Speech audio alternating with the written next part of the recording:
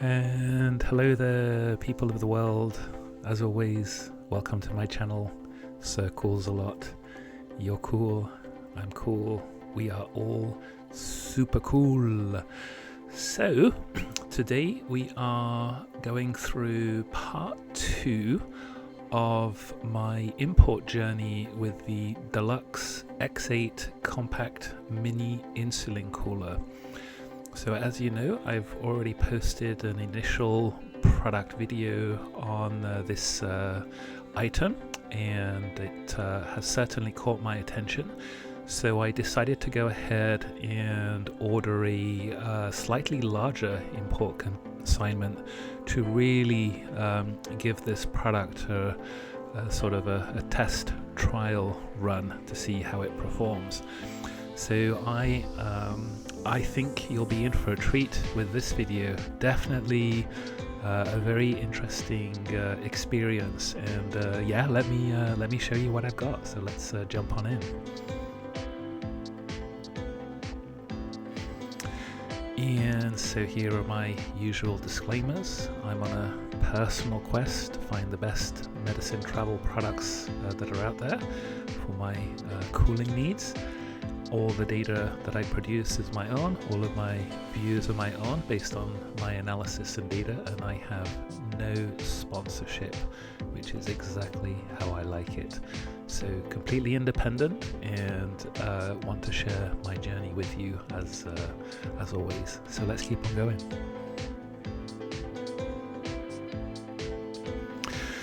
So this really just jumps straight into the background on this particular import. So I continued to work with the company Ningbo Creed Creative Co. Gift Co. Limited, starting to build quite a good relationship with this group. They have been very collaborative and very excited to work with me.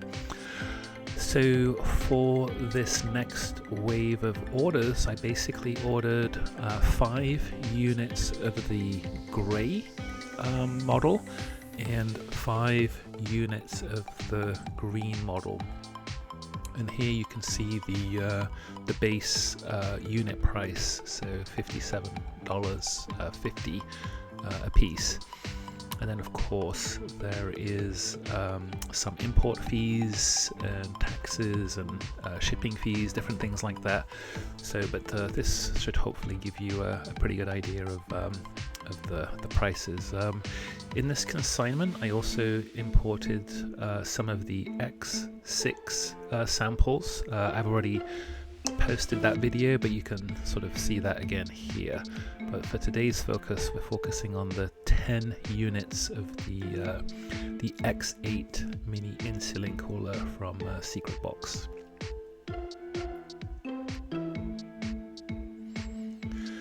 So just as a refresher, this is what the unit looks like. So I will just refer you to the other video if you really want to dive in and see the details. But it's a very compact portable unit. It has a built-in onboard battery, which you can see here, and it has a very small flask. This is primarily designed for insulin type vials and stuff, but you can fit smaller sized auto-injectors and stuff like that if so desired.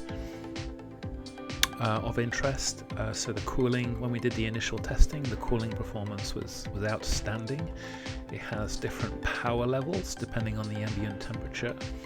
And then there's a control panel that allows you to discreetly set the target temperature that you want. So with the test samples that I'd previously ordered, the performance was outstanding. So I wanted to take a closer look at this product to see how it is from a manufacturability perspective and an import perspective. So this is just some of the advertisement material, the brochure material. So I'll just flash this up briefly so you can just reorientate yourself from the previous video that I posted. But as I said, I'll just refer you back to that if you want all those cool details, including a walkthrough of the manual and a translation of the manual and all of that stuff. So this gives you kind of a more visual view of how the shipper arrived. So I received a consignment that had the two X6 samples, which was the top box, and then I received the lower box here, which had the 10 units of the X6. So pretty nicely packed with bubble wrap and other stuff. And when you break it open, you can start to see and reveal the content of the product. So this order had 10 X8 units, but it also came with 3 batteries per unit. So in addition to having one of the batteries packed inside the main box, actually that then also meant that I'd received a lot of individual batteries for all the other batteries to make up the total inventory. So just sort of keep that in mind as you see some of the later pictures and stuff.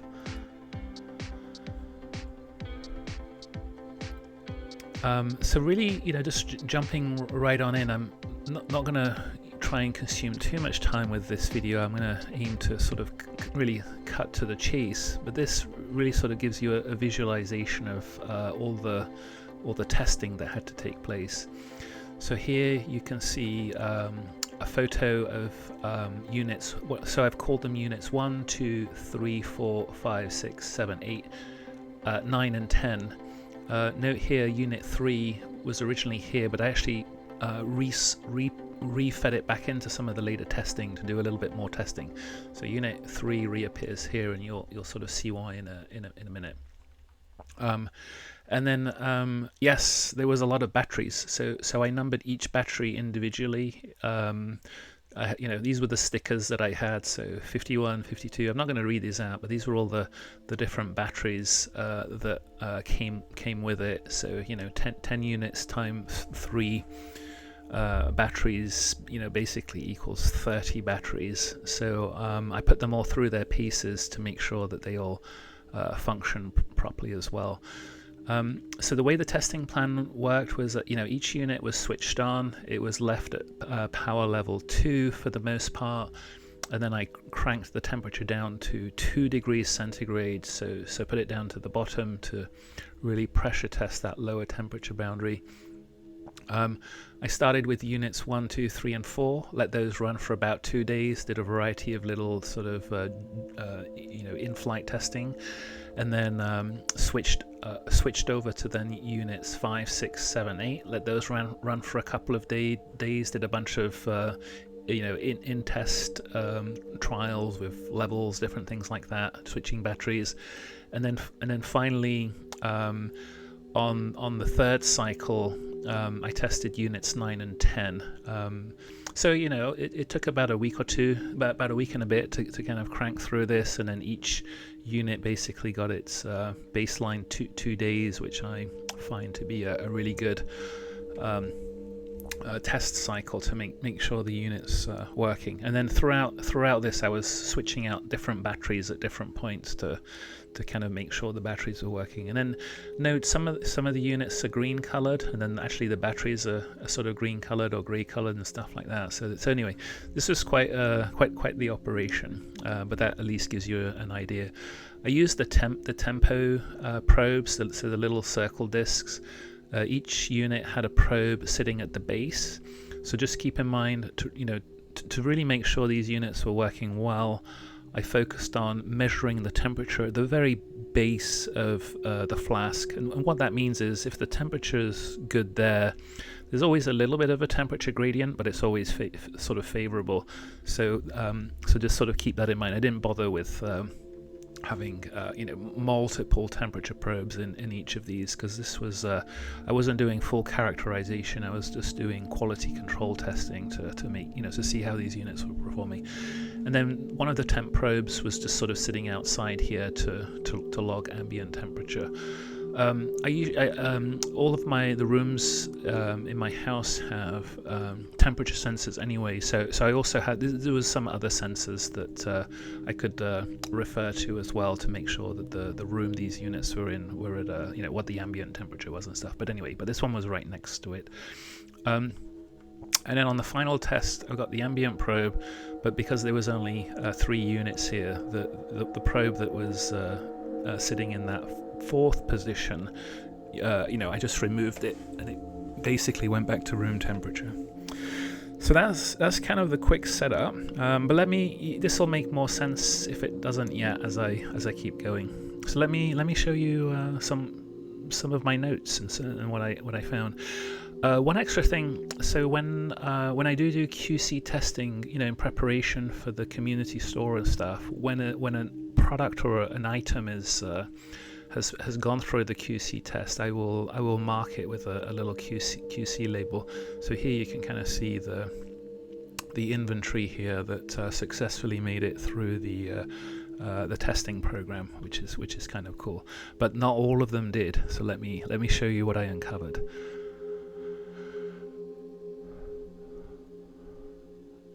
All right, and then this first of all, then in terms of the results, so all the batteries performed very well.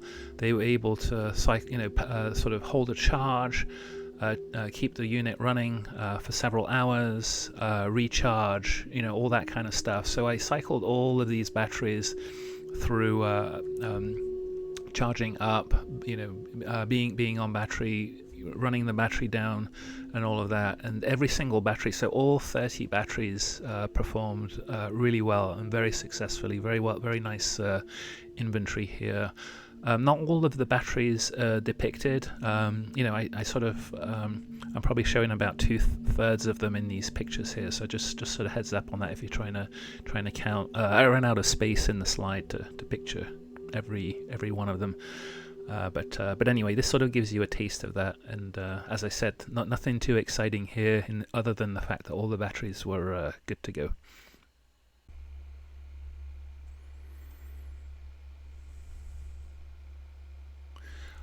Alright, so the first item of interest that I want to draw you to here is Unit 6. So let me play this video first.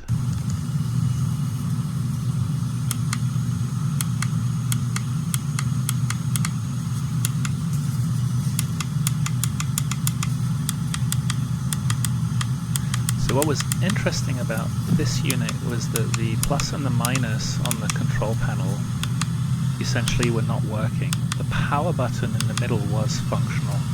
You could cycle the level, or you could power it on and off, but the plus and the minus button were not functional. That said, so what was interesting was after about 2 or so days, I did decide to continue the testing with this unit just to see how it would perform otherwise, aside from not being able to set the temperature. And it actually did well, other than the fact that the panel wasn't functioning. But it actually then started working after about 2 days, which was sort of intriguing. So I was sort of on the fence as to whether it just perhaps needed a little bit of a cycling, or whether because I'd powered it on and off and maybe I reset it or something like that, it eventually decided to sort of boot and start working. I don't know. But it has, it has gone through its paces, and it does seem to be performing well. But that said, I would not travel with a unit that I've sort of discovered perhaps has maybe a small electrical fault, or a loose maybe a loose soldering joint or something like that. It's really hard to know. And so the fact that it did present as not functional and then it started working, I'm going to call that extremely suspicious, and I'm going to basically write that off as a QC tested fail. Next, what I'm going to do is, units 3, 9, and 10, as they're numbered, these 3 units had mechanical issues when they were put in the level 1 power mode. So let me play you these videos and you can kind of hear the sounds. So there's the unit, and then I'm going to sort of move over to the other one. You can kind of see how when I move away from that unit that has that weird mechanical sound in level 1, and even you can see the fan is just sort of moving very slowly. So all of these units are currently set to level 1, and look at that one. That one you can almost see the fan is almost stalling. You know, it's just about spinning. It's almost like the voltage, either they haven't programmed the voltage correctly, or there's some kind of a circuit error, and the voltage feed to the fan is not quite right, and so it's barely able to start spinning. It does spin, but you can hear it going very slow. You can see that it's spinning very slowly, and you can hear this kind of mechanical grind. In the test results later with the temperature probes and stuff, actually the level 1 for this unit and unit 9 and 10 are basically not able to cool. The units essentially just start warming back up to room temperature. So the fan basically isn't able to sort of let's say blow away the heat from the Peltier plate that's sort of sitting under it. So this video was sort of like listening to the fan spin, looking at it a little bit more closely, and then kind of comparing it to the others that are super whisper quiet. And then let me play this one here so you can kind of see. That was unit 3 and this is unit 9.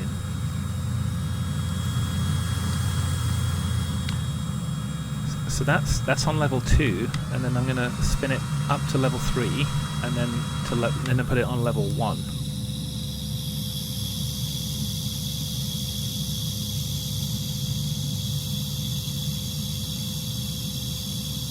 So you can kind of see it's doing exactly the same thing. And let me play this again so you can really hear that in case you didn't the first time.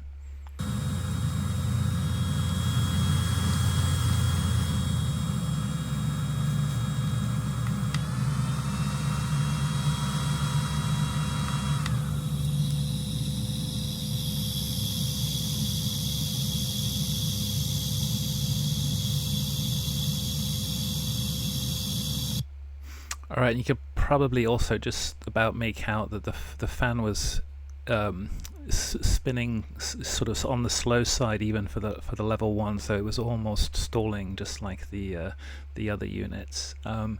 So let me keep on going, but that's sort of a quick peek at some of the mechanical / electrical notes that I made with this kind of inventory. Alright, so and then next, just maybe to play this last video that I made. This was a little bit of a higher quality top view because the other ones were sort of in progress experiments, so the video was a little bit on the darker side and stuff. So let me now play this one for you, which I think you will appreciate.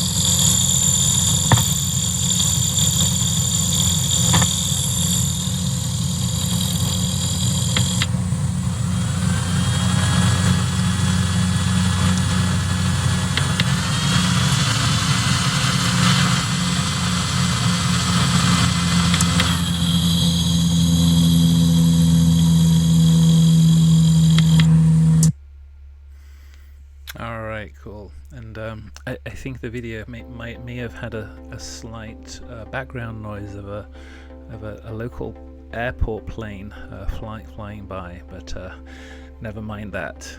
It is what it is. Well, cool. So hopefully you got a good taste of that, and let me now show you the data on the temperature. Alright, so here we go. So as always, kind of the money shot. So there's a lot going on here. The data probes and the data flow is continuous, so just keep that in mind. There was at no point any interruptions of the probes. This is just continuous reading from those data probes. And as I said, what I did was I only have 5 of these tempo probes, and actually my testing bay is really kind of mainly suitable just to have maybe 4 or 5 units running at one time, or at least this testing bay was set up that way. So basically, here you can see sort of test wave 1. The probes cool down to temperature. Here you can sort of see that test wave 2. Probes cool down to temperature, and then here you can see that test wave 3. So and then between each test wave, I'm essentially changing the probes from unit to unit as they're sort of flowing through the test. So the different colorings, right? So I've got units 1, 2, and 3 of 4. So 1, 2, 3, and 4 go first. Then units 5, 6, 7, and 8 go second. And then finally units 9 and 10 go last. But I also go back and run unit 3 one more time because I want to just double check a few things, make sure that I got the data right. So with units 1, 2, 3, and 4, essentially, right away, they all did well at that level 2, with the temperature cranked all the way down to 2 centigrade. Arguably unit 54 performed out really well because it really was probably the coldest. There was a little bit of variability between each of the units, so that's quite interesting to see. The ranges from 35 to 36 to 37. Again here 35, 36, maybe 37, 38, 35. So there's little bit of variability between the units, but I wouldn't call that sort of really that noteworthy because they're all in the right zone. But where it gets interesting, so in this first cycle test, you can see here unit 3, this little bump here was when I was testing out power mode 2. So all the units did well. They increased temperature a little bit, but they hovered around that sort of 34, 35 mark. But unit 3 basically was unable to sustain its power, its temperature cooling, and it was actually on its way back to room temperature.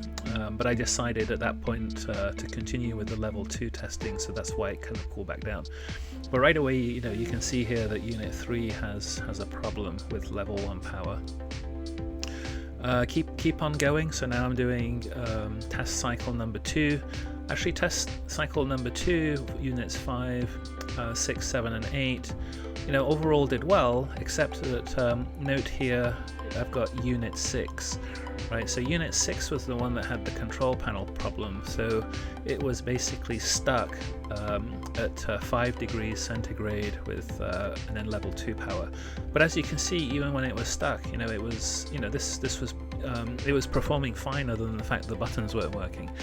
And then, as I said a little bit later on in the test, the buttons did start working, so then I essentially started using them. So I dialed them down to 2 degrees centigrade, so all these tests were aimed to be at 2 centigrade. And then here you can see the quick test where I was looking at power level, the lower power level mode, and they all did fine. And then finally, on the third test cycle, I included units 9 and 10, but I also retested unit number 3. So as you can see, all of the units 3, 9, and 10 actually all had the problem with the low power mode, and you can very quickly detect that here with this little peak here. Arguably, unit 3 was probably the worser of the 3, but they all essentially had this mechanical voltage issue with that power level 1.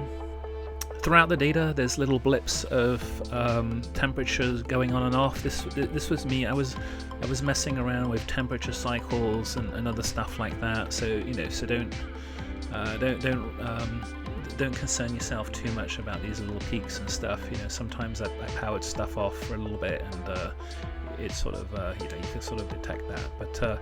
But yeah, so that's sort of the quick sort of story here, and hopefully you found that sort of interesting in terms of let's call it the manufacturability or the manufacturing quality of this particular product. So clearly this product is a little bit let's call it hit or miss.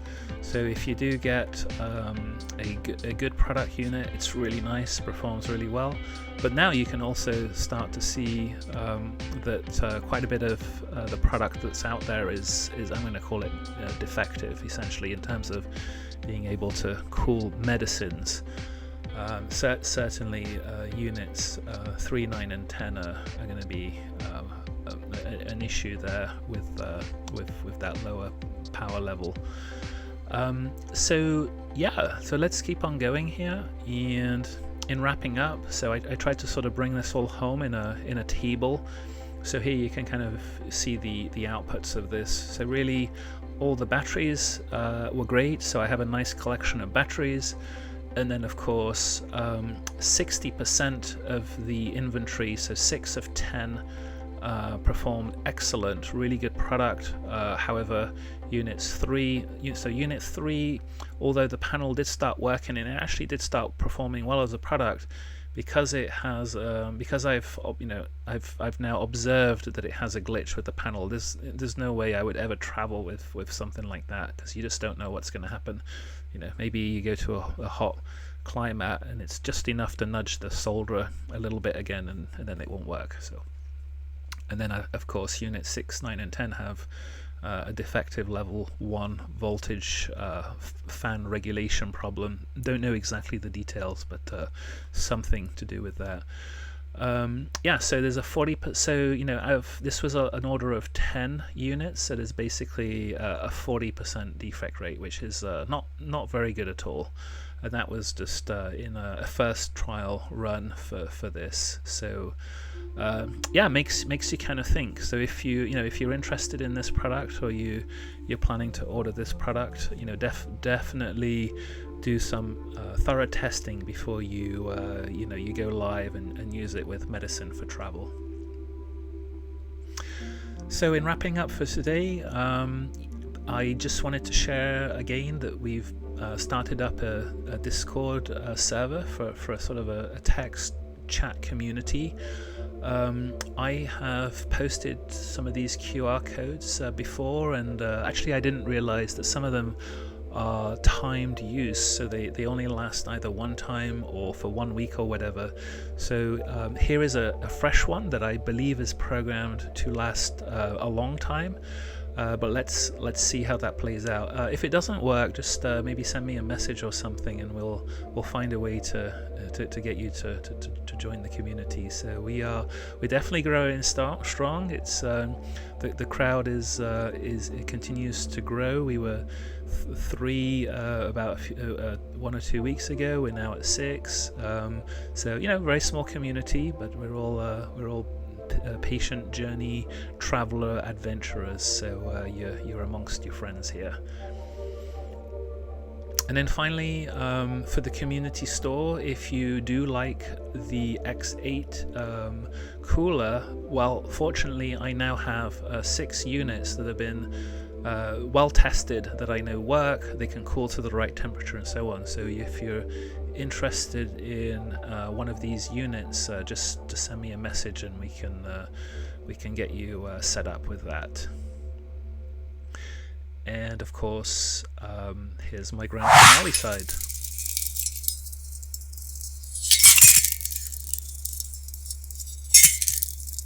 So wishing you a very good day